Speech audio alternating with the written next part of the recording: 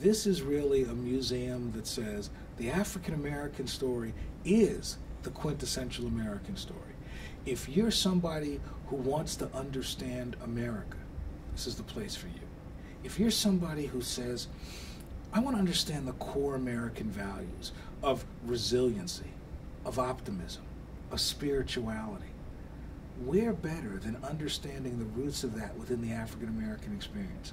So in some ways, this is a story that helps you fully understand who we all are as Americans.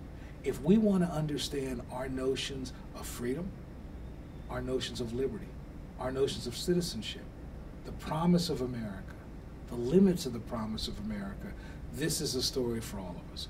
So in essence, what is really important about this museum is that it must serve many audiences.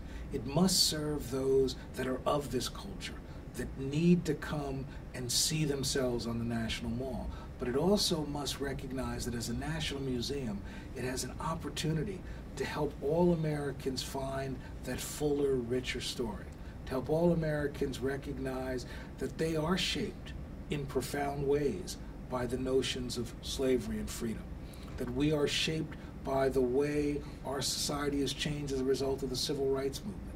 Even if you, for example, are a recent immigrant, the fact that we have now opened our doors to many immigrants who traditionally weren't allowed in the United States is a result of the Civil Rights Act of 1964. So in some ways, the goal of this museum is to provide a light that shines on all corners of the American experience so that we see that we are all shaped by this story, by this culture, by this history.